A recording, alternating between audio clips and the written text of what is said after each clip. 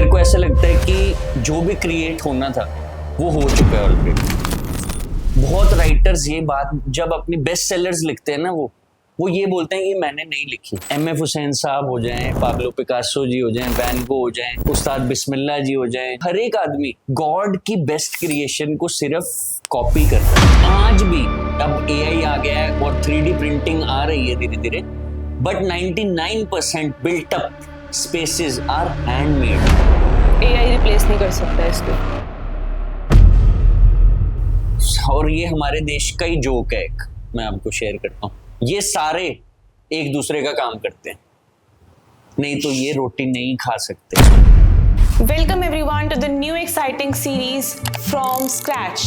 In this series, we will talk to people who have built their business from zero and have reached to certain level today. So this series is going to be very helpful for those who wants to know how to build businesses from scratch. What challenges did those people faced in their journey? How did they overcome those challenges? And what are their future plans? So stay tuned with our series. Hello sir, कैसे हैं आप? मैं बिल्कुल ठीक हूँ तनु, आप कैसे हो? मैं भी अच्छी हूँ। सबसे पहले ना हम आपकी इंट्रोडक्शन से स्टार्ट करते हैं। ठीक है। आप खुद को और खाबा डिजाइन स्टूडियो को हमारी ऑडियंस के लिए इंट्रोड्यूस कर दो। मेरा नाम निशांत छतवाल है and I am principal architect at Kaba design studio. मैं और मेरी वाइफ सना सलूजा ने इस फर्म का इजाद किया।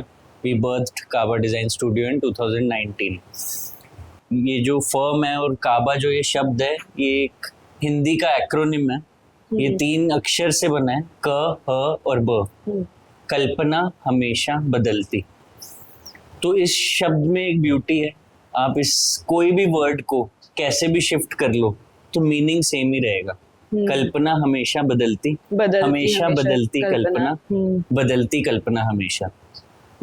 इस नाम में ही हमारा एसेंस है and what we want to share with our users, our clients, our friends, our families.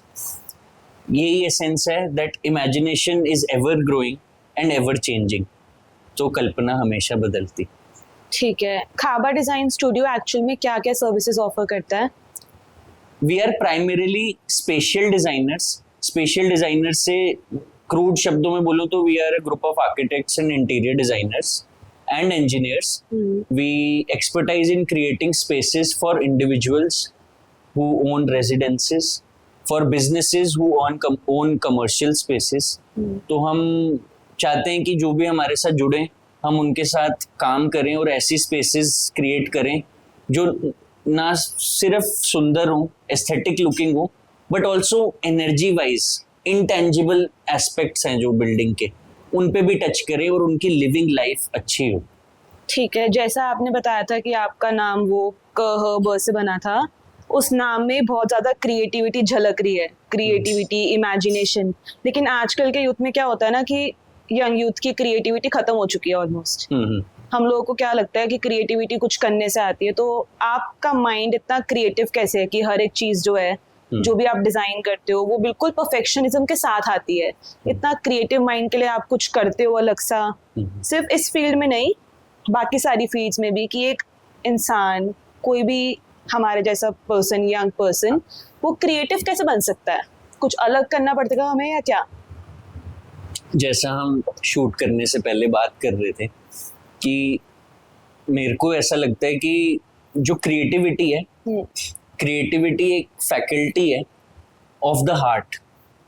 हम इसको समझना माइंड से चाह रहे हैं, और जहाँ पर हमें प्रॉब्लम आती है क्रिएटिविटी अच्छी हो या बुरी हो, वो इसलिए आती है क्योंकि हम उसको माइंड से तोल रहे होते हैं। जबकि creativity, art, architecture is not a faculty of the mind. मतलब कुछ लॉजिक चाहिए होता है माइंड का, बट बेसिक एसेंस जो है इन चीज़ों का वो हार्ट का है।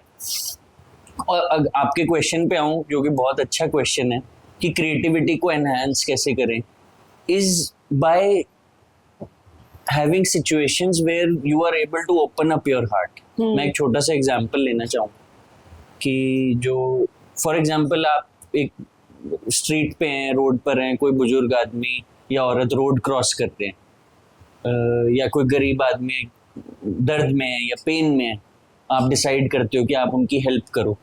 तो जब आप किसी की हेल्प करते हो तो आपको अंदर से एक अच्छी फीलिंग आती है, सेटिस्फैक्टरी फीलिंग आती है। वो फीलिंग जो है असल में it is the opening of the heart. हमारा जो दिल है वो इन सारे फैकल्टीज पर वर्क करता है। जब हम किसी के लिए अच्छा करते हैं, जो हमारे बड़े बोलते थे पुण्य करते हैं, तो अच्छा लगता है। वो इसीलिए है क्योंकि हार्ट ओपन होता है। For creativity to happen and fall through us, हमारा हार्ट ओपन होना चाहिए। माइंड होना चाहिए, नहीं भी होगा तो चलेगा, बट हार्ट जरूर होना चाहिए। क्योंकि हम कला की बात कर रहे हैं, हम मेजरमेंट की बात नहीं कर रहे, हम पैसे गिनने की बात नहीं कर रहे, हम एक ऐसी फैकल्टी की बात कर रहे हैं जो अगर इस दुनिया में पैसे खत्म भी हो जाए, आर्ट खत्म नहीं होगा, क्रिएशन खत्म नहीं होगी। अच्छा, क्रिएशन से मैं अगर एक एग्जांपल और शेयर करना चाहूँ जो मेरी इस क्रिएटिव जर्नी में मेरे साथ रहा है, मेरे को ऐसा लगता है कि जो भी क्रिएट होना था वो हो चुका है already. It's god's greatest creation. And M.F. Hussain sahab हो जाएं, पाब्लो पिकासो जी हो जाएं, वैन गो हो जाएं, उस्ताद बिस्मिल्लाह जी हो जाएं जो म्यूज़िक के उस्ताद हैं, कोई भी दिग्गज जितने भी हैं क्रिएटिव फील्ड्स में, उन लोगों ने जो भी हाइट्स अचीव करी, जो भी क्रिएशन क्रिएट करी, मुझे ऐसा लगता है हर एक आदमी गॉड की बेस्ट क्रिएशन को सिर्फ कॉपी कर रहा है, इमिटेट कर रहा है अपने एक्सपीरियंसेस के हिसाब से। हम उन भगवान को एक तरीके से रिस्पेक्ट दे रहे हैं एक अपनी क्रिएशन शेयर करके, लेकिन असल में वो क्रिएशन एक कॉपी है गॉड की क्रिएशन की। तो दैट इज वेयर क्रिएटिविटी का ट्रू एसेंस समझ आता है कि we have to be humble, egoless, kind, yes. और सिचुएशंस में खुद को ओपन करके रखना होता है। अगर एक क्रिएटिव पर्सन ये सोच लेगा ना कि ये मैंने बनाया है, तो ये मैंने नहीं बनाया। आपने ये कई बार सुना होगा, अगर आप बुक्स पढ़ते हैं, बहुत राइटर्स ये बात जब अपनी बेस्ट सेलर्स लिखते हैं ना, वो ये बोलते हैं कि मैंने नहीं लिखी, ये मेरे को उतरी थी। मतलब कि there was something else that wrote through me, I did not write it. ठीक है। And this is the essence of creativity, that's all. कि whatever is true in its form, in its nature, उसका हम ego बना ही नहीं पाएंगे। वो कोई ना कोई और हायर पावर है जो हमारे थ्रू वर्क करती है। ठीक है, तब नेचुरली आइडियाज बहुत सारे खुद भी फ्लो करेंगे, बट हमारे बस में जो है वो ये है कि हम लोग हम्बल रहें, काइंड रहें, अपने आप को ऐसी सिचुएशंस के अंदर डालें कि दिमाग सोचे। बिल्कुल बिल्कुल, ठीक है। दिमाग भी दिल भी। ठीक है, आपकी मतलब इस पर्सपेक्टिव से मुझे नहीं लगता किसी ने आज तक सोचा होगा कि ऐसे क्रिएटिविटी बढ़ाना चाहिए। लोग बुकिश चीजों के पीछे भागते रहते हैं कि ये क्रिएटिविटी बढ़ानी है तो ये स्टेप्स करो, डेली के ये करो, बट ये एक अलग पर्सपेक्टिव होगा सबके लिए। बिल्कुल। आपके बिजनेस का यूनिक सेलिंग पॉइंट क्या है? थोड़ा सा टफ क्वेश्चन है मेरे लिए, मेरे को लगता है मैं अभी भी वो खोज रहा हूँ। एसेंशियली हम एक डिजाइन बिजनेस है। We are providing services to people who want to get their spaces created into something from nothing. तो हमारी कुछ कोर फिलॉसफीज हैं, कुछ कोर मास्टर्स हैं जिनका काम हमें पसंद है, जिनके काम ने हमारे काम को स्थापित किया, क्रिएट किया।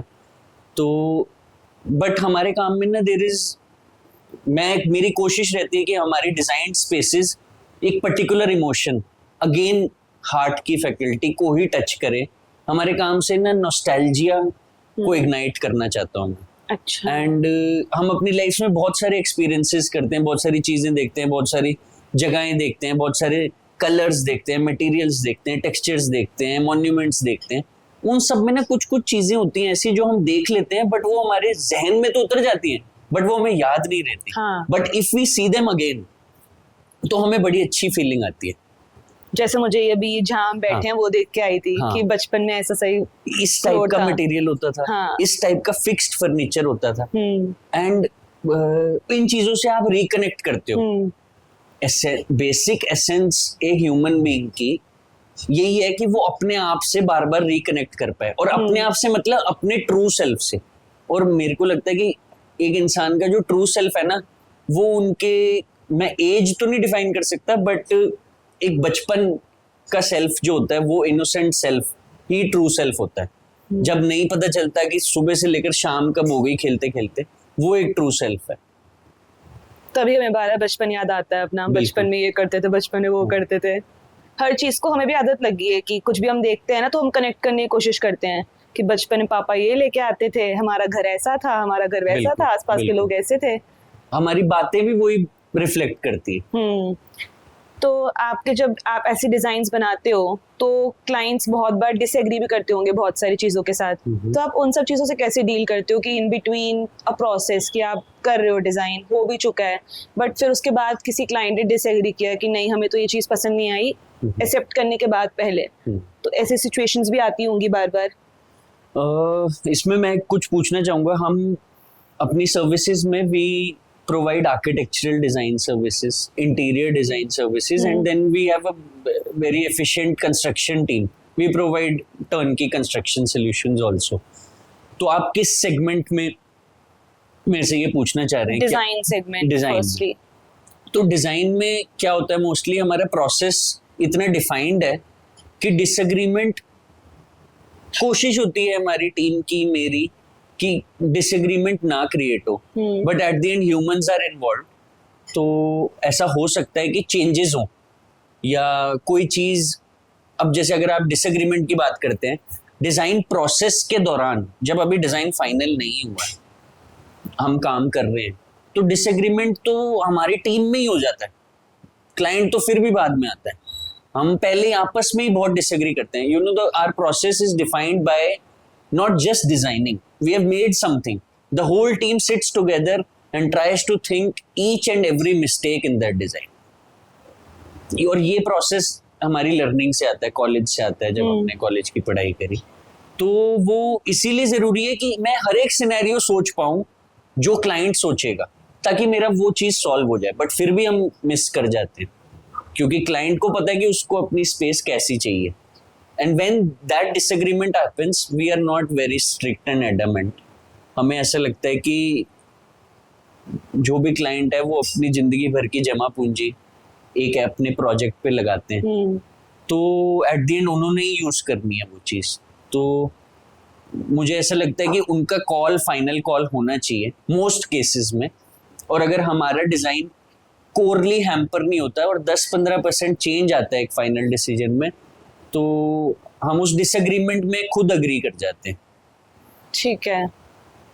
अच्छा, जैसे if I come to you as a client, तो आपका बिल्कुल स्टार्ट टू फिनिश तक की क्या अप्रोच रहती है? बिल्कुल प्रोजेक्ट के स्टार्ट होने से लेकर डिलीवरिंग फाइनल प्रोजेक्ट तक क्या अप्रोच फॉलो करते हो आप और आपकी team? It's a defined process जो हमने काम करते करते क्रिएट किया, सीखा, कुछ अपनी टीचर से सीखा, कुछ अपनी गलतियों से सीखा। बट द जनरल आइडिया मैं आपको एक दूंगा। जब हम एक क्लाइंट से मिलते हैं, फॉर एग्जांपल आपसे मिले, miss Tanu came to us and talk to us about everything. आपने एक न्यू स्पेस खरीदी, एंड तो हमारा सबसे पहला मकसद ये होता है that we try to get to know everything about you. हम बहुत क्लोज इनफ होते हैं एक डॉक्टर और लॉयर की तरह।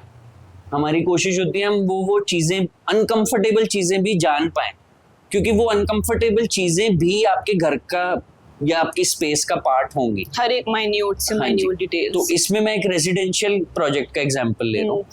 तो एक फैमिली डेमोग्राफिक्स की आप हैं, आपकी फैमिली में और कौन कौन है, किस एज ग्रुप के हैं, एंड किस तरीके से यूज करते हैं, क्या पूरा दिन घर पे रहते हैं या जॉब करने जाते हैं या ज्यादा दिन बाहर रहते हैं, कभी कभी घर आते हैं, क्या गेस्ट्स फ्रीक्वेंटली आते हैं आपके पास। कुछ मेंबर्स ऐसे हैं जिनको प्राइवेसी चाहिए, कुछ मेंबर्स ऐसे हैं जो पास में रहने चाहिए। इस सब से हमारा एक डिजाइन ब्रीफ फाइनल होता है। ये हमारा सबसे पहला एस्पेक्ट होता है। It's like a questionnaire that we build for ourselves. ठीक है।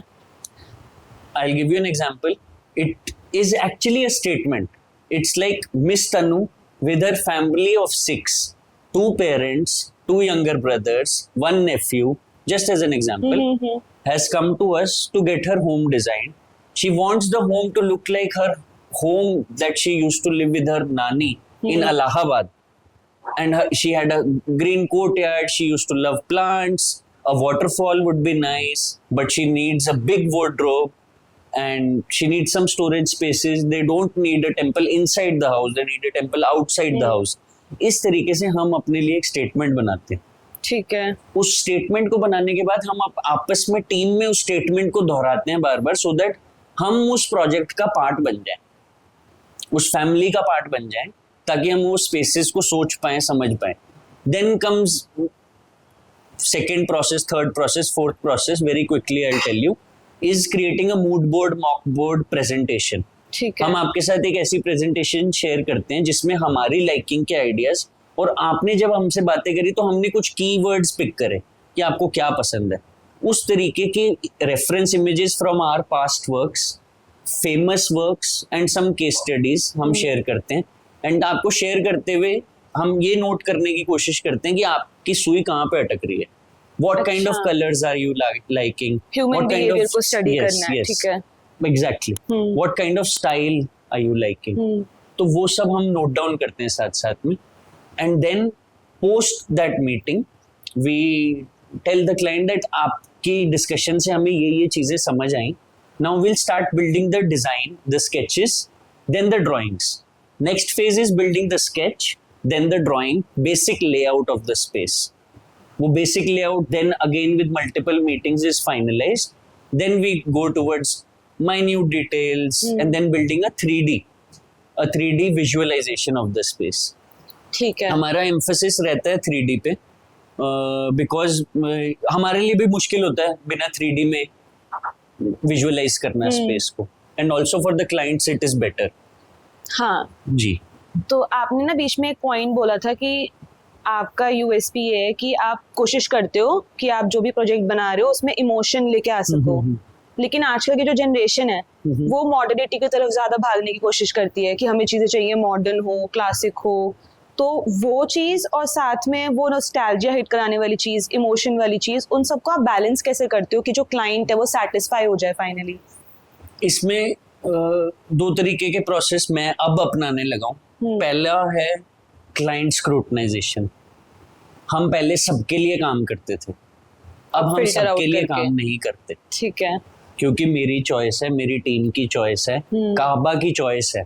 I don't want to work for everyone, क्योंकि वो ना मेरे लिए अच्छा होगा ना दूसरे के लिए अच्छा होगा. तालमेल बैठना, वाइब मैच करना बहुत जरूरी है क्रिएटिव फील्ड में स्पेशली. दूसरी बात, if yes we get connected to a client, तो उन्हें भी कहीं ना कहीं ये पता होगा कि हमारा क्या टेस्ट है, हम किस तरीके के मटेरियल में काम करते हैं. हमें भी समझ आएगा कि उनका एक्सपोजर कितना है टुवर्ड्स द वर्ल्ड. मैं ये नहीं कहता कि वो आंखें बंद करके हमारी बात बिल्कुल मान जाए कि ये 4 मटेरियल है या ये 4 फिलॉसफीज है, इन्हीं को फॉलो करके बनाना है. लेकिन मेरा मकसद ये रहता है कि अगर हम किसी क्लाइंट से मिलें तो पहले उनको डीकंडीशन करें. आपने सुना होगा आजकल डॉक्टर्स ये बात बोलते हैं कंसल्टेशन में कि गूगल डॉक्टर पे बिलीव मत करो, मेरे पास आगे गूगल सर्च मत करो. तो हमारी भी कोशिश ये होती है एटलीस्ट फर्स्ट मीटिंग में हमारे पास सेट ऑफ आइडियाज मत लेकर आओ, हमारे से बात करो, हमें भी समझो. हम भी माँ बाप ने बहुत टाइम लगाकर, बहुत पैसे लगाकर, बहुत मुशक्कत करके हमें यहाँ बिठाया है वही 4 लाइन बनाने के लिए. वो 4 लाइनों में हमारा भी बहुत एक्सपीरियंस है. तो we try to decondition the client, अपनी सारी जो भी लर्निंग है वो भूल जाएं, फिर हमारी बात सुने, फिर हम समझ पाए कि वो हमारे मटेरियल या हमारी फिलॉसफी को अपने जहन में उतार पा रहे हैं. नहीं उतार पा रहे तो we keep on doing it. और अगर डेड एंड आ जाता है then we try to listen to what they want, what they have in mind. And बहुत बारी ऐसा भी होता है कि क्लाइंट्स का डिजाइन पर्सपेक्टिव बहुत सिंपल होता है and actually design is very simple. क्योंकि हम एक टैगलाइन बना लेते हैं ना, I am an architect, I am a designer, तो मैं इस तरीके से सोचूंगा. बट डिजाइन बहुत सिंपल है. केवमैन भी डिजाइन करके ही अपना घर बनाते थे. वो ऐसा ही नहीं था कि वो प्रैक्टिकलिटी से ही बनता था. तो there is always a big essence of practicality, functionality in every design. ठीक है. आप अपने क्लाइंट्स को अप्रोच कैसे करते हो फिर? क्योंकि अभी तो फिल्टर आउट कर लेते हो, बट इनिशियल स्टेजेस पे आपने अपने क्लाइंट्स को कैसे अप्रोच किया? आपके पास अपना फर्स्ट क्लाइंट कैसे आया? It dates back to 2019. तो अभी तक भी मैं आपसे शेयर करना चाहूंगा कि हमने कभी भी क्लाइंट मार्केटिंग नहीं करी है एज पर से. हमें समझ भी नहीं आया बहुत सालों तक तो कि ये करना भी पड़ता है और ऐसे ढूंढना पड़ता है. इनिशियली ऐसा कुछ हुआ कि मैं और मेरी वाइफ ने ये फर्म स्टार्ट करी.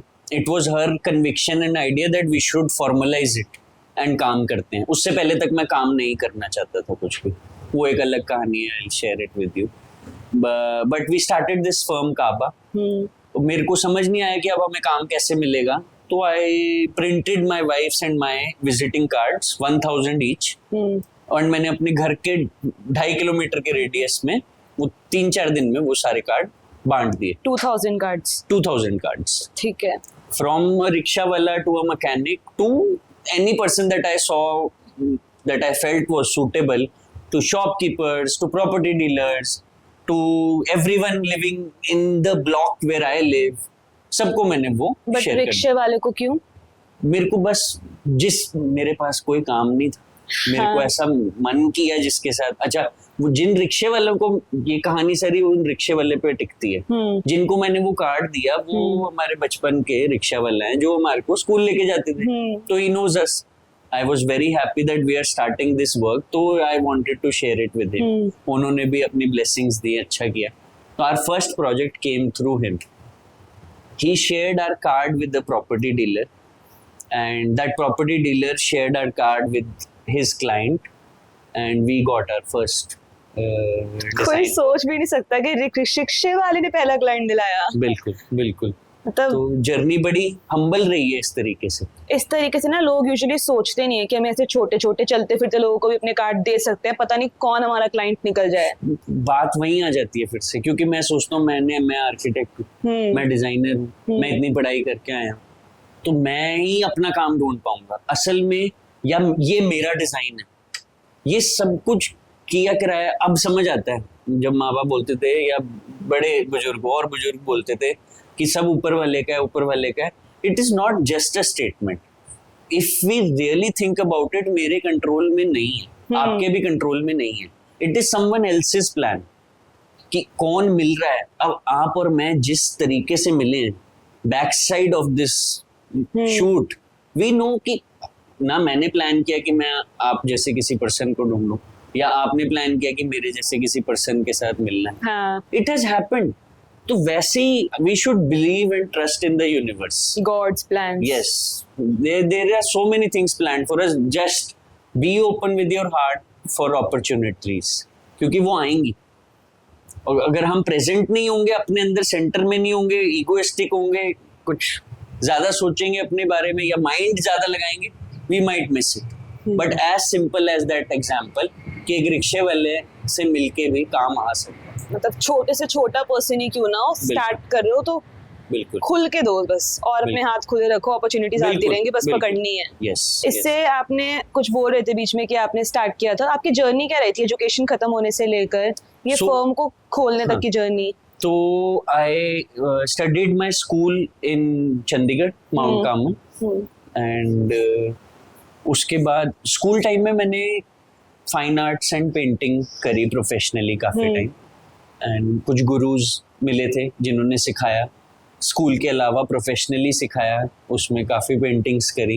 एंड उसके थ्रू समझ आया कि एसेंशियली मेरा बैंड कुछ क्रिएटिव फील्ड में ही है.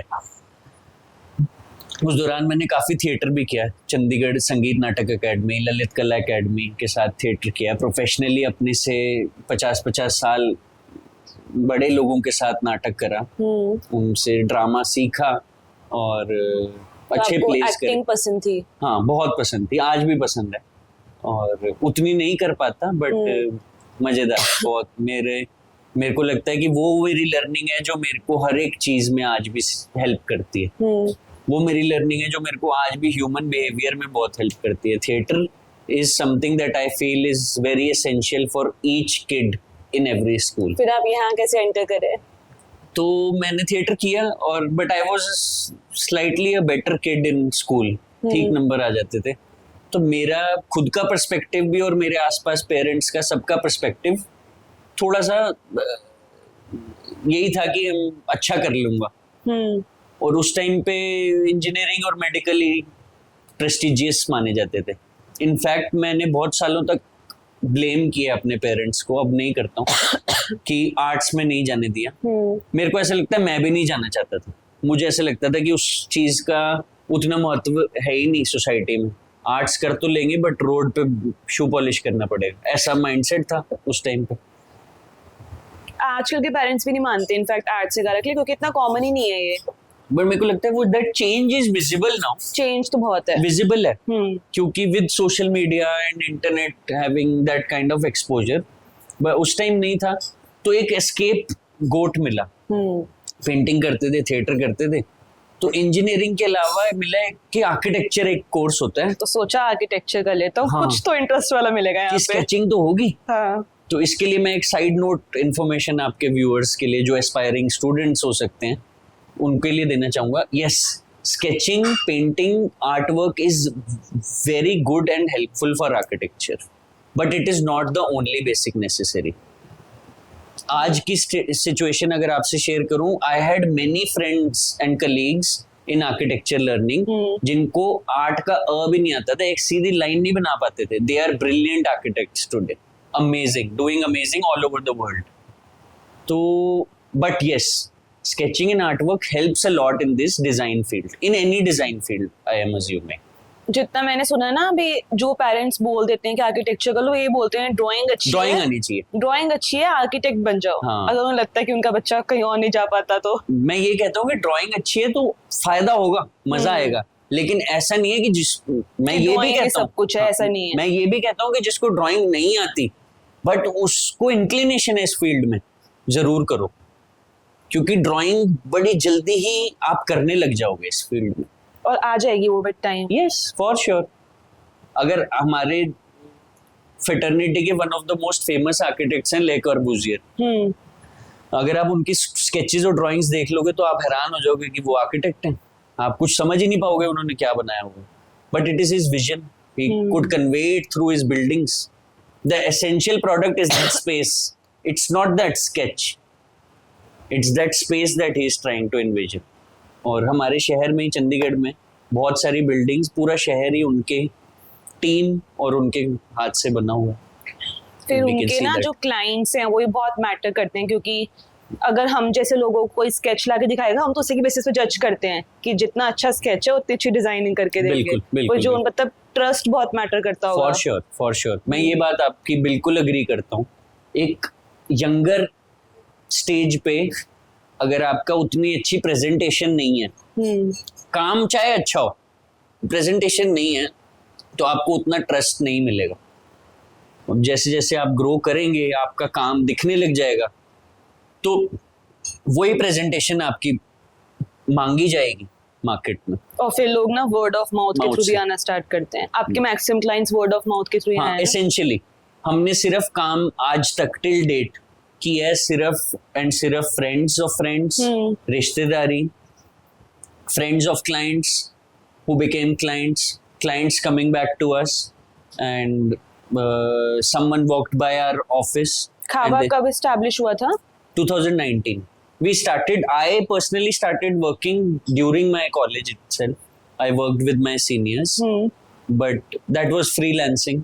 2019 में as a registered firm हमने काम। ठीक है, तब से लेके अब तक के आपके बेस्ट वर्क्स कौन से हैं? मतलब सबसे बड़ा प्रोजेक्ट, okay, सबसे अच्छा प्रोजेक्ट, बेस्ट प्रोजेक्ट, okay, बड़ा प्रोजेक्ट और वर्स्ट प्रोजेक्ट।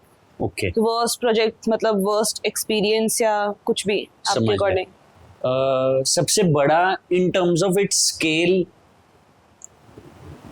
मैं आपसे शेयर करना चाहूंगा। It's thesis that I wrote in my masters. मैंने चंडीगढ़ कॉलेज ऑफ आर्किटेक्चर से मास्टर्स करी है। That thesis has been designed into a urban scale project, जो कि हमने एमसी चंडीगढ़ के पास सबमिट किया हुआ। सो दैट थोड़ा सा मैं आपको उसके बारे में बताऊं, उस थीसिस के बारे में। It's basically, so Chandigarh is a 60-year-old city.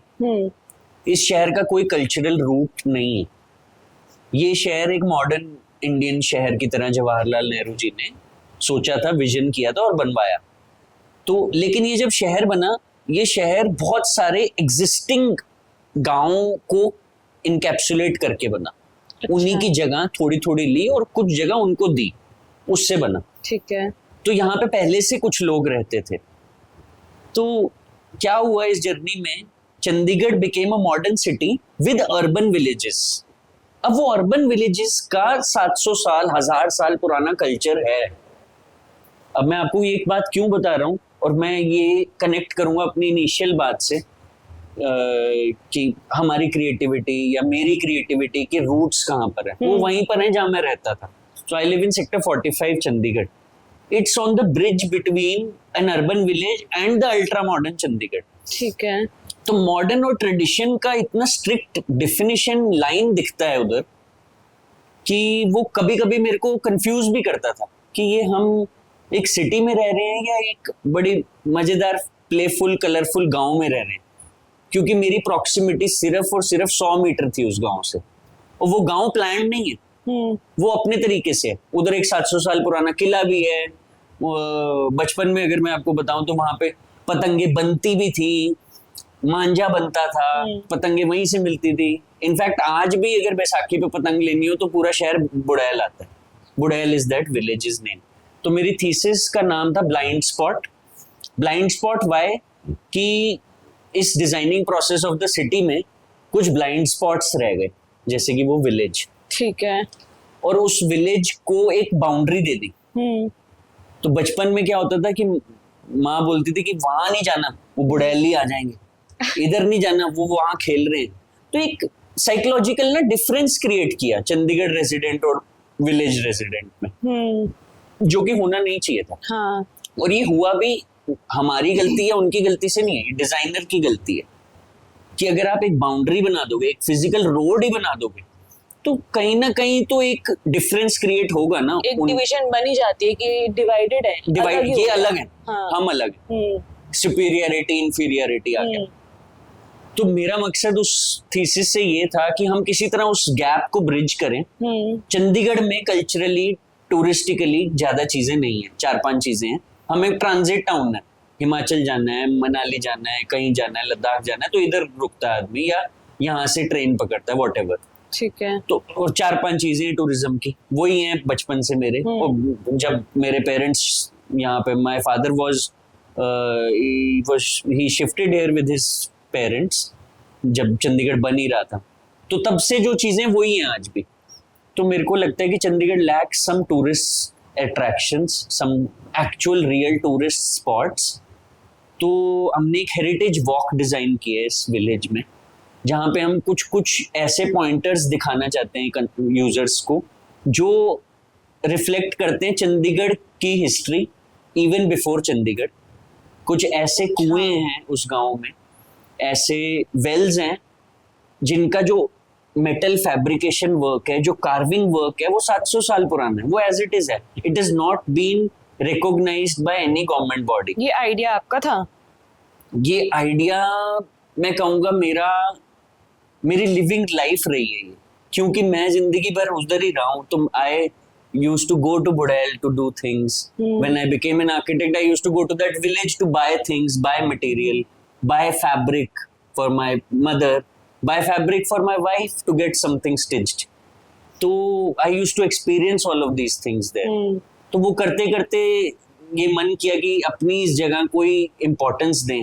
और अभी ये चल रहा है करंटली प्रोजेक्ट? हाँ, this work is going on. It's a urban scale project. It should take big amount of time क्योंकि करीब 4 लाख लोग, I am wrong with the figure here, but there are about 40,000 people in the village and 40,000 in moving and out moving people in the village. वो लोग involve हैं इसमें, वो stake holders हैं जो उस टाइम डिजाइनर्स ने नहीं किया. मैं वो चीज करना चाहता हूँ, उनको वो इम्पोर्टेंस देना चाहता हूँ, उनको इस प्रोजेक्ट में इन्वॉल्व करना चाहता हूँ. अब क्या हुआ है ना, अगर मैं आपको डिटेल में बताऊंगा तो बहुत लंबी चली जाएगी ये कॉन्वर्सेशन, बट असल में वहाँ के जो यूजर्स हैं वो थे ना ओरिजिनल ओनर्स तो इस लैंड के. हाँ. तो उनका काम तो धीरे धीरे खत्म होता रहा, बंद होता रहा क्योंकि the city got modernised, more modernised. तो उनकी जो आमदनी थी, वो सब कुछ था, वो चेंज होता रहा धीरे धीरे. From farming to wood cutting, wood खत्म हो गई, टू सेलिंग फ्रूट्स खत्म हो गए अंदर गांव में जो उगते थे, तो buying fruits and selling, then moving to trading. तो अब उधर कुछ actual earning source, real earning source नहीं है except buying something and selling something. लेकिन उनके पास एक्चुअल कल्चरल हेरिटेज है जिसको चंडीगढ़ के ही नहीं, सिर्फ इंडिया के ही नहीं, सिर्फ वर्ल्ड वाइड टूरिस्ट देखना चाहेंगे. तो उसी पर काफी काम कर, बड़ा विजन है ये, मतलब ये कब तक, कितने साल लग जाएंगे इसको कंप्लीट होने में? तो we are assuming that if it works out in the next 3-4 years it should come into action. अच्छा, ठीक है, ये आपका सबसे बड़ा प्रोजेक्ट हाँ. है जो कि बहुत जल्दी हो जाएगा हाँ, खत्म। इस स्केल पे बहुत बड़ा है hmm, and it is a ever growing project. मेरे को लगता है ये ग्रो करता रहेगा. काम जब फॉर्मलाइज होगा with more people involve, tourists involve, वो चेंज होता रहेगा and it will be good for the city. और आपका अब तक का वर्स्ट प्रोजेक्ट? मेरा वर्स्ट प्रोजेक्ट, मुझे लगता है कि मैं किसी एक प्रोजेक्ट को वर्स्ट नहीं बोल सकता. एक्सपीरियंसेस गड़बड़ हो जाते हैं कई बार. क्या होता है कि ह्यूमंस आर इन्वॉल्व, मैं भी, मेरी टीम भी, वी आर ऑल ह्यूमंस. हम कुछ चीज़ बनाते हैं, बड़े दिल से बनाते हैं. कई बार क्या होता है कि जैसे हमने डिसएग्रीमेंट की बात करी, क्लाइंट वैल्यू नहीं करता। हाँ, हमने काम करा, काम करते हुए आपने एग्री करा मेरे साथ, 6 महीने हमने इकट्ठे काम किया, 7वें महीने आप बिल्ड करने गए उस प्रोजेक्ट को. हमने इटालियन मार्बल सोचा था, येलो जैसलमेर सोचा था, कुछ और एलिमेंट सोचा था, और आप उसका बिल्कुल ऑपोजिट मटेरियल यूज कर लो and on top of it हमें क्वेश्चन करो कि आपका प्रोजेक्ट वो तो अच्छा नहीं निकला. डिसरिस्पेक्ट तो it is utterly disrespectful. And उस टाइम पे मेरे को लगता है वो एक्सपीरियंसेस मेरे बड़े खारे हो जाते हैं, वर्स्ट हो जाते हैं. एंड एक और मैं चीज इसमें ऐड करना चाहूंगा, हम फिजिकल स्पेस की बात करते हैं यहाँ पे. It's not a small object और मशीन मेड. आप ये समझिए, हम आज की डेट में सब कुछ बात करते हैं परफेक्शन की, प्रोसेस की, तरीके की, और सारी चीज़ें मोस्टली जो कमोडिटीज़ हैं they are all factory made. आज भी अब एआई आ गया है और 3D प्रिंटिंग आ रही है धीरे धीरे, but 99% built up spaces are handmade. AI replace नहीं कर सकता इसको. बिल्डिंग को तो नहीं कर सकता. हाँ. मैं डिजाइन की अभी बात नहीं कर सकता. Maybe it's questionable with everything जो अभी घिबली के साथ हो रहा है, and it's also something to talk about. But building को अभी भी वो मैनमेड ही रहेगी, काफी हद तक हैंडमेड रहेगी, मोर देन मैनमेड, हैंडमेड रहेगी. तो हैंडमेड चीज जो होती है उसकी खूबसूरती उसकी गलतियों में, उसकी एम्बलिशमेंट्स में, उसकी अच्छाइयों में, टेक्सचर्स में, वेरिएशंस में.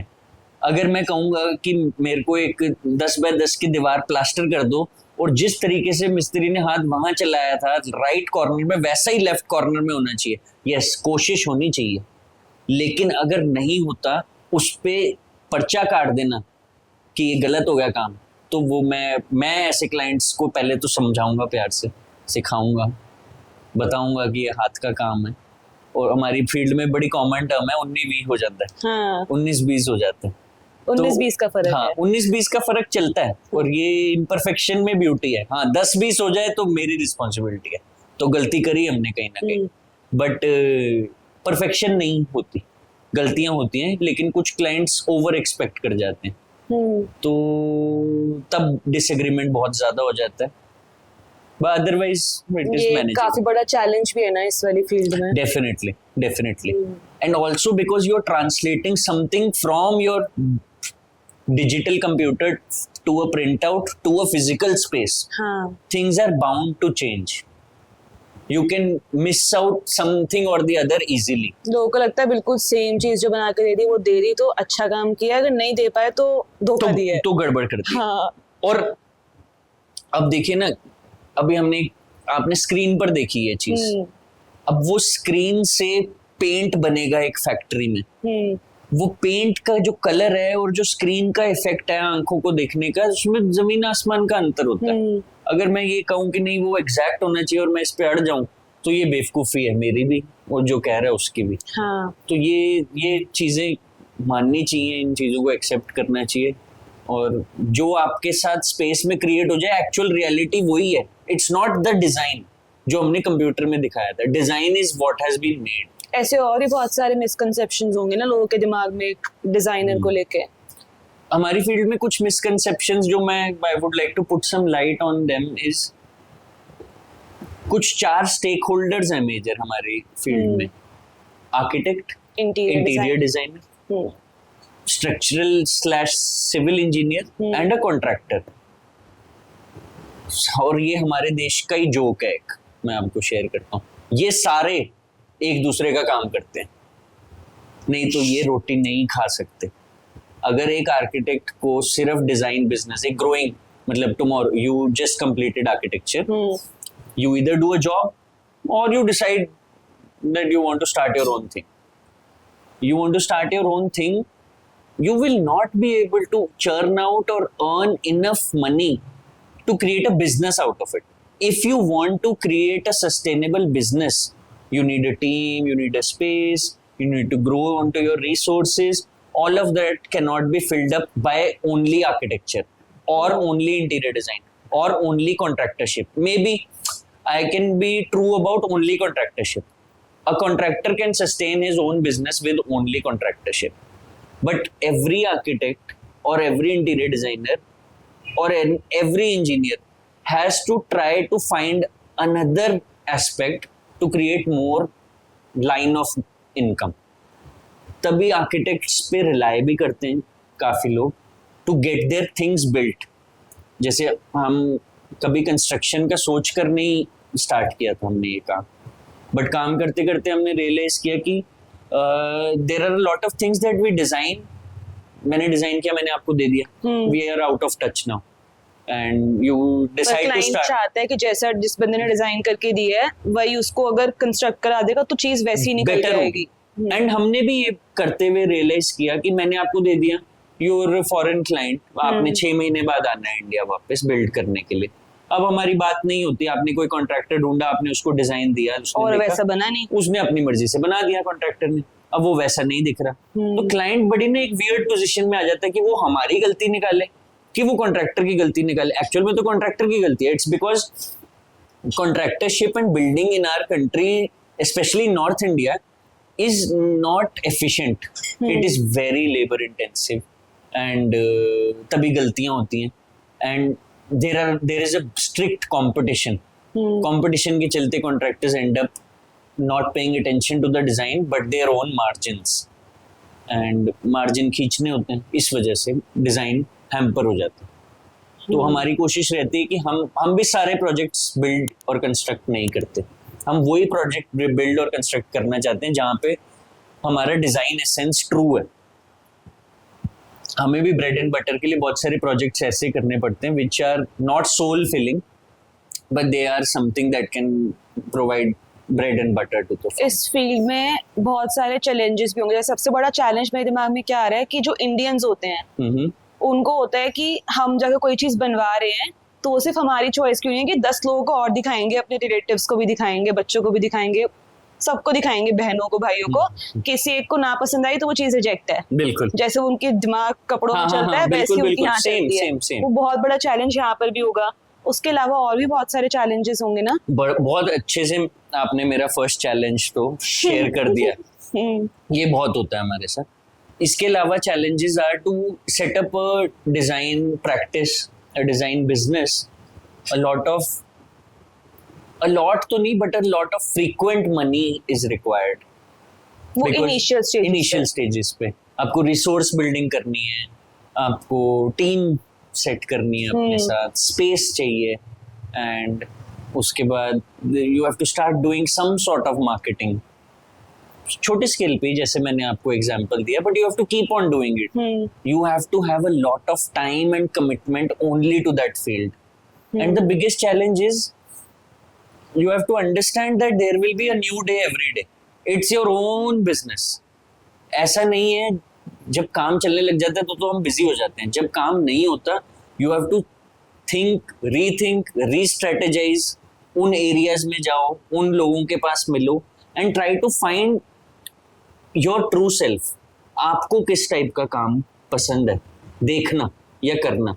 उस टाइप के क्लाइंट्स देखो, ढूंढो, उनको मिलो, उनको शेयर करो that I am this, I am that.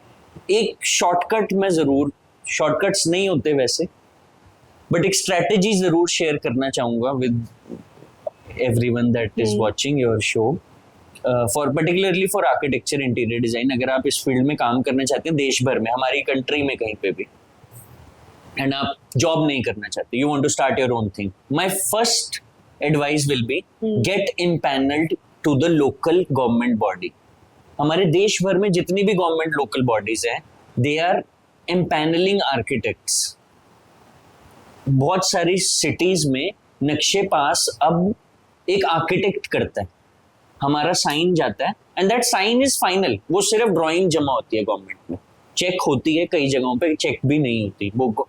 और जैसे चंडीगढ़ में आर्किटेक्ट्स को इम्पैनलमेंट है एंड अथॉरिटी है एक पर्टिकुलर साइज के रेजिडेंसेस को ओके करके साइन करके जमा कर देने की, एंड दैट्स फाइनल. मतलब it's the responsibility and duty of the architect to follow all the rules. Government check नहीं करती उस नक्शे को उसके बाद. अच्छा. कुछ लेवल्स होते हैं जहां पे आपको गवर्नमेंट को भी रिपोर्ट करना पड़ता है, but that is the job. So this is one shortcut or one advice that I would like to share if someone wants to start a business. I also did it in my initial times. उसका फायदा क्या है? You get your name gets listed onto a list. List of architects. Yes. And clients वहीं से आने शुरू हो जाते हैं. मुझे लगता है कि ट्रस्टेड है ये. क्योंकि आपका एड्रेस लिखा होगा. आपके एड्रेस के आसपास जब क्लाइंट गवर्नमेंट बॉडी में जाएगा ना, वो लिस्ट दे देंगे उनको. वो लिस्ट में देखेंगे अच्छा ये सेक्टर मेरे सेक्टर के पास वाला या मेरे घर के पास वाला, इससे बात करके देखते हैं. चलो, that is how we got a lot of work also. ठीक है, ऐसी और 2-3 एडवाइसेस दे दो. आजकल तो Instagram and I feel YouTube का मैं पर्सनली उतना अच्छे से यूज नहीं कर पाता हूँ इन प्लेटफॉर्म्स को, बट आई फील कि वो बहुत अच्छी अपॉर्चुनिटीज हैं to spread your word out, to share your design philosophy. आपको काम, सबसे बड़ी समस्या क्या होती है ना, अब मुझे काम करना है, मुझे काम आता है, मेरा पहला क्लाइंट पूछेगा तूने काम क्या किया. अब मैं कैसे बताऊं कि मैंने तो कोई काम ही नहीं किया हो. अब मैं एक सीक्रेट बताना चाहूंगा कि थोड़ा सा झूठ बोलना पड़ता है. बोल दो क्या हो गया, काम आता है ना, अपने पे ट्रस्ट है ना, तो बोल दो. 10 नहीं मिलेंगे ना, 1 तो मिल जाएगा. पर आपने शो क्या किया होगा उनको जब झूठ बोला था पहली बार? कॉलेज का काम, कॉलेज में तो किया था ना. हाँ. नंबर मिले थे, पास हुए थे. सो इन आर्किटेक्चर स्कूल आप को हर एक साल में 2 प्रोजेक्ट, यू वोंट बिलीव, जैसे मैंने मास्टर्स में बताया कि हमने एक पूरी विलेज प्लान करी है, ग्रेजुएशन में we go to the point to design a whole township, एक 150 घरों का रेजिडेंसी, या फिर एक दिल्ली हार्ट आपने सुना होगा, तो एक कल्चरल मार्केट, एक हॉस्पिटल, एक मॉल तक डिजाइन करते हैं हम कॉलेज में. तो it's not a cake walk, मतलब वी गो थ्रू. मैं ये ठोक के बोल सकता हूँ आज भी, मेरी आज तक किसी क्लाइंट ने वैसी जूरी या वैसा इंटरव्यू या वैसा प्रेजेंटेशन नहीं ली जैसी हमारी टीचर्स कॉलेज में लेते थे. वो तो है. हाँ, वो आप अग्री करोगे, अपनी फील्ड से भी रिलेट करोगे. हाँ, ये टिप जो है ना वो सबके लिए वैलिड है, सिर्फ आर्किटेक्चरल फील्ड के नहीं, हर एक फील्ड के स्टार्टिंग में झूठ बोलना पड़ता है. बिल्कुल. एंड उसके थ्रू इसमें आई फील नाउ, मैंने धीरे से बोला बट नाउ आई फील काम शेयरिंग इट. वही सच था. मतलब अगर मैं काम करना है, मेरी तो ऑनेस्टी तो मैं रखना चाहता हूँ. अब मेरे पास काम नहीं है और मैं बोल दूं मेरे पास काम, मेरे को पास तो कोई काम नहीं है, आप दोगे ही नहीं काम. हाँ, मेरे को ये काम करने हैं. इट्स लाइक इसको बोलते हैं, मेरे फैमिली में है वो बोलते हैं इसको युधिष्ठिर सच, कि झूठ तो है लेकिन युधिष्ठिरफाइड है, वाइट लाई जैसे इंग्लिश में बोलते हैं. तो बस ऐसे ही ये एक अच्छा लूप होल है काम शुरू करने के लिए. हाँ. अच्छा, मतलब आजकल जो लोग सोचते हैं कि जिस तरीके से रेजिडेंशियल स्पेस बनती है उसी तरीके से कमर्शियल स्पेसेस भी बनती होंगी, कि जो वो जैसे सपोज कोई मॉल डिजाइन हो रहा है, तो जो अप्रोच आप मॉल डिजाइन करने में यूज कर रहे हो वही अप्रोच आप किसी रेजिडेंशियल स्पेस को डिजाइन करने में भी यूज करते हो. ऐसा होता है? प्रोसेस कहीं ना कहीं सिमिलर है. Basic process, it's the mood board, meeting, presentation, then again meeting, sketches, meeting. कुछ मेजर डिफरेंसेस? हाँ, प्रोसेस सिमिलर है बट डिफरेंसेस क्या है? We are kind of open with residential clients discussion के टाइम पे. हम कमर्शियल प्रोजेक्ट्स में भी ओपन होते हैं, but we are kind of more strict and fixated on our philosophies. Residential client में ना हम इंडिविजुअल को इम्पोर्टेंस दे रहे हैं. यहाँ पे we are trying to build a space for a brand. It's not the brand owner. I am not concerned with the brand owner. What I am concerned is the brand's vision. At times, the brand owner also forgets his brand's vision, and he or she will try to tell you that no, change this color. I don't like. You can't tell me you don't like this color. This color is in your logo. You should change your logo then. It's your brand's vision. And जब हम एक commercial space design करते हैं उसमें differences क्या हैं? There are a lot of stakeholders involved. एक residential project में stakeholders हैं, project design करते हुए designers, the clients. एक commercial space में बहुत तरीके के stakeholders होते हैं. There is, just as an example, आपने मॉल बोला तो मैं मॉल के stakeholders बताता हूँ. सबको satisfy करना होता है. हर एक मैं आपको एग्जांपल देता हूँ, आपको समझ आएगा. अब मैं एक मॉल डिजाइन कर रहा हूँ. प्राइमरी कंसर्न मॉल का क्या है? Is the consumer, but he और she is not the only user of the building. Shop owners हैं सारे के सारे. शॉप ओनर्स का स्टाफ है, मॉल का स्टाफ है. मॉल का स्टाफ एक वो है जो व्हाइट कॉलर है, मैनेजर्स हैं, ये वो है. मॉल का स्टाफ एक वो भी है जो ब्लू कॉलर है, जो झाड़ू लगा रहा है, जो पोछा लगा रहा है, जिनको एक रूम चाहिए, जिनका सामान पड़ा है एक जगह पे. अब उसके बियॉन्ड भी जाते हैं. मॉल विजिट करने डिफरेंटली एबल्ड लोग भी आएंगे. ब्लाइंड भी आ सकता है, जो हियरिंग नहीं कर सकते वो भी आ सकते हैं. We have to think and design a space that is friendly for each and every one of these people. That is a successful design. मैं अभी कलर की बात नहीं कर रहा, एस्थेटिक्स की बात नहीं कर रहा, कॉन्सेप्ट की बात नहीं कर रहा. मैं अभी ये कुछ बेसिक फंक्शनैलिटी की बात कर रहा हूँ कि जब तक इन लोगों को जस्टिफाई नहीं करेंगे, अगर एक व्हीलचेयर पे बंदा आया है और वो फूड कोर्ट जाना चाह रहा है अपनी फैमिली के साथ और उनको उसको छोड़ना पड़ रहा है नीचे, तो इट्स अ फेल्ड प्रोजेक्ट. अगर वो फूड कोर्ट तक नहीं पहुंच पा रहे क्योंकि स्टेयरकेस है बीच में, तो इट्स अ फेल्ड प्रोजेक्ट. तो इस तरीके से कमर्शियल में बहुत सारी चीजें और आ जाती हैं. अब अगर मैं कमर्शियल में छोटी स्पेस के बारे में बात करूं, एक ब्रांड की शॉप के बारे में बात करूं, there are a lot of, आप जानते होंगे कि there are changing fashion trends, colors that have a particular kind of influence in that era. जैसे वर्साचे, गुची अपने colour of the year launch करते हैं. पेस्टल्स चले थे पीछे, फिर एक पर्टिकुलर कलर आया जो वायरल हो गया. तो we have to think about all of those things also, that what will sell for the brand. Trends क्या क्या चल रहे हैं उसको एकोमोडेट कैसे करोगे, उन सब चीजों का भी सोचना है. ठीक है. और आप प्राइसिंग कैसे सेट करते हो? मतलब जैसे कि मॉल्स हैं, अच्छा, जैसे कोई भी ऐसी डिजाइन फर्म जो कि आप जैसी प्रीमियम सर्विसेज सेल करती हैं, उनका रफली क्या प्राइस होता है जो एक्सपीरियंस डिजाइनर हो? This has actually been laid down by हमारी आर्किटेक्ट्स की, डिजाइनर्स की काउंसिल है, काउंसिल ऑफ आर्किटेक्चर. उनके रूल्स ये कहते हैं कि each architect should get 7.5% of the build cost. मेरा प्रोजेक्ट अगर 1 करोड़ का है तो 7.5 लाख रुपीस फीस बनती है आर्किटेक्ट की. अच्छा, ये लॉ है. ठीक है. But this law is not fightable. मतलब ये क्यों मैं बोल रहा हूँ इट्स नॉट फाइटेबल, क्योंकि ये रियलिटी नहीं है. ये अच्छा लॉ है या खराब? इसका कोई फायदा नहीं है. लॉ तो अच्छा है, उसको एनफोर्स करने का कोई तरीका नहीं, क्योंकि ग्राउंड रियलिटी ये है कि जैसे मैं यंग आर्किटेक्ट हूँ, जैसे हमने अभी बात करी कि मेरे पास उतना एक्सपीरियंस नहीं है, तो कोई मेरे को 7.5% नहीं देगा काम करने उनके. But there are also people जिनका 1 करोड़ का बजट नहीं है, उनका बजट ही 10 लाख का है. They will find a designer who will cost pennies, 10,000, 20,000, 30,000.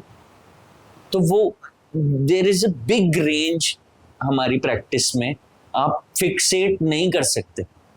But एक जेनरिक मैं जो समझता हूँ which is a fair figure with all good services, timely delivery, commitment, एक architecture drawing fee should be something between 80 to 100 rupees per square feet, per square feet of the whole project.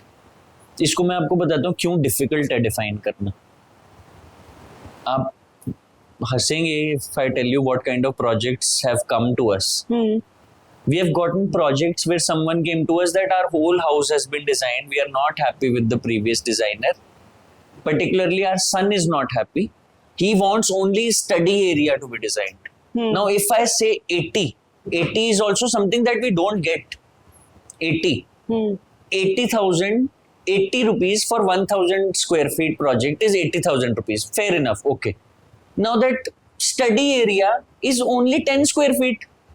Will I spend time to design it for only 800 rupees? No. So it is not justifiable. कोई set pattern बनाना इसका possible ही नहीं है। अच्छा, इससे मेरे दिमाग में question आया कि अगर जैसे मैं आपके पास आती हूँ और मुझे है कि मुझे अपना घर डिज़ाइन करवाना है, बट मैंने कोई बजट कंस्ट्रेंट लगा दिया कि मेरे पास इतने पैसे हैं, बट मेरे पास मुझे चाहिए कि बेस्ट टू बेस्ट हो, तो फिर बजट कंस्ट्रेंट्स में वो सब चीज़ें आ जाती हैं? बहुत एक्चुअल क्वेश्चन है, मैं कहूँगा this is the ground reality कि मेरा ये बजट है, मुझे अच्छी से अच्छी सर्विस चाहिए। अब लोग ऐसी रिकमेंडेशन भी मांगते हैं आगे। I like to tell clients that when you come with a budget, prepare to be slightly disheartened, क्योंकि you come with a budget, that means you can't open the internet and see, oh, I want something like this. No, you will have to prioritize then. If you're prioritizing your budget, then it's the designer's job. It is my job to tell you that you should focus on your living room. You are going to use it most of the time. Or maybe you should focus on your bedroom. You are going to use most of the time. इससे मेरे दिमाग में एक example आया कि जब भी हम किसी मॉल में भी जाते हैं, अगर मेरी पॉकेट में 5,000 होंगे तो मैं सोच के जाऊंगी मुझे 5,000 से कम की ड्रेस लेनी है, ना कि 1 लाख वाली। बिल्कुल। तो वो डिमांड ही मत करो 1 लाख वाली की। बिल्कुल। और इसको और 5,000 कोई और एक्सप्लेन करता हूँ। अब आपको 5,000 मिले, you have to do birthday shopping now. Birthday shopping is not just the dress, no. You have to buy your makeup, you have to buy your footwear, you have to buy a bag. So maybe you will prioritize the dress. Bag maybe you will buy cheap. Shoes you will buy okay one time use. Jewelry you will buy the cheapest कि एक ही दिन पहननी है मैंने करके. Whatever may be your priority. इसी तरीके से एक project with a budget also, you prioritize that I am going to spend the most in my kitchen. Because it's the most usable. Then I am going to move to my storage spaces and my bedroom. Maybe I'll keep the living room simple. And मेरे पास जब because budget is also, हम क्या सोचते हैं ना, एक build space जो है ना, मैंने आज डिजाइन कराया, बिल्ड कराया, खत्म हो गया, बट ऐसा नहीं होता। This space, this art studio, ये तो मेरे को लगता है जिंदगी भर का प्रोजेक्ट है, परमानेंट है, निकल ही नहीं सकता। नहीं, मैं दूसरे तरीके से समझाना चाह रहा हूँ कि हमारे यहाँ पे काम कभी खत्म ही नहीं होता। कभी किसी को आइडिया आ जाता है कि यहाँ पे हमने टाइल लगानी है, कभी आ जाता है ये टाइल तोड़ देनी है, ये ब्रिक तोड़ देनी है। तो एक बिल्डिंग एक लिविंग बीइंग होती है, एक स्पेस एक लिविंग बीइंग होती है। आपके पास बजट है, you create a priority list. हो सकता है कि आपके पास उतना ही बजट 6 महीने में फिर से आ जाए, you by the other things later on. तो इस तरीके से भी मैनेज किया जा सकता है। बहुत अच्छा लगा सर आपसे बात करके। मतलब अभी ऐसे कुछ पॉइंट्स रह गए जिससे मैं चाहती हूँ कि और डिटेल में सुनूं।